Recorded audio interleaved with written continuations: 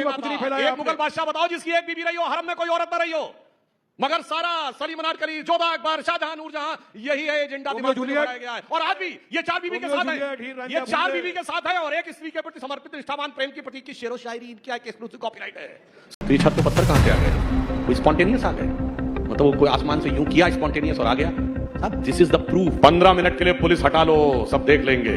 ये secular song था, ये थोड़ी हेट स्पीच थोड़ी थी। 20 करोड़ 50-100 करोड़ पे भारी पड़ेगा, सेकुलरिज्म का सॉन्ग है, इसको कैसे हेट स्पीच कर सकते हैं? असदुद्दीन ओवैसी ने बोला था जब मोदी पहाड़ पर चले जाएंगे और योगी मठ में चले जाएंगे तुम्हें बचाने कौन आएगा। ये सब तो सेकुलरिज्म के सॉन्ग होते हैं, इनको हेट स्पीच थोड़ी कहते हैं। सरतन से जुदा।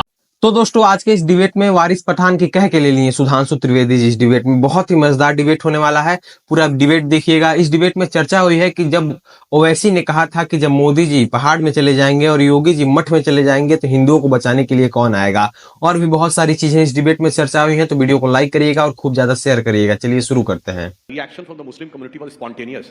तो ये छत पे पत्थर कहां से आ गए? कोई स्पॉन्टेनियस आ गए?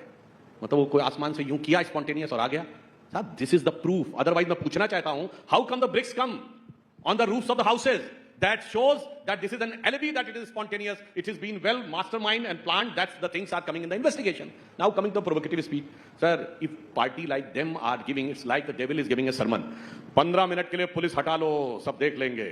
ये सेकुलर सॉन्ग था, ये थोड़ी हेट स्पीच थोड़ी थी। 20 करोड़ 50-100 करोड़ पे भारी पड़ेगा, सेकुलरिज्म का सॉन्ग है, इसको कैसे हेट स्पीच कर सकते हैं? असदुद्दीन ओवैसी ने बोला था जब मोदी पहाड़ पर चले जाएंगे और योगी मठ में चले जाएंगे तुम्हें बचाने कौन आएगा। ये सब तो सेकुलरिज्म के सॉन्ग होते हैं, इनको हेट स्पीच थोड़ी कहते हैं। सरतन से जुदा, अरे ये तो सेकुलरिज्म का सॉन्ग है, इसको हेट स्पीच थोड़ी कहते हैं। इसके बाद से सुधांशु त्रिवेदी जी समझाए हैं कि कैसे मुस्लिम 2-2 4-4 शादियां करके शेरो शायरी करते हैं। वीडियो आगे देखिए। आपका नफरत में भी एजेंडा है और मोहब्बत में भी एजेंडा है। मोहब्बत से एकदम मोहब्बत फैलाने में मानते हो, आप सिर्फ नफरत फैलाने में मानते हो। आप मुझे बताओ 10 साल में आपने मोहब्बत फैलाई है नफरत?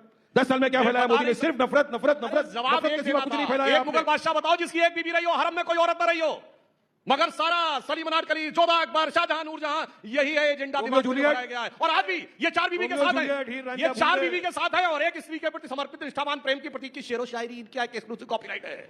समझिए एजेंडा, समझिए एजेंडा अच्छी तरीके से। आप सुनिए, अब मैं बताता हूं कि किसी भी तरह देश में नफरत फैलाना है, पोलराइज करना है। अब जवाब दे दीजिए। आप सुनिए, इन्होंने कहा डेवलपमेंट की खाली बात की और फिर धीरे से हट गए। अब मैं बताना चाहता हूं, एक दौर था जब भारत की ग्रोथ रेट 2% रहती थी, 1.8 और 2% in the decade of 80s। जो लोग यहाँ होंगे सबको पता होगा उसका क्या कह के मजाक उड़ाया जाता था कि इंडिया कभी 2% से आगे तो ग्रो ही नहीं कर सकता। अच्छा, रेट ऑफ इन्फ्लेशन कितनी रहती थी? 10%, 12%, 15%, 16%। तो उसे कहा जाता था 2% तो हिंदू ग्रोथ रेट है। आप सबने वो टर्म सुना होगा, it is 2% Hindu growth rate, और महंगाई की दर 10% रहती थी।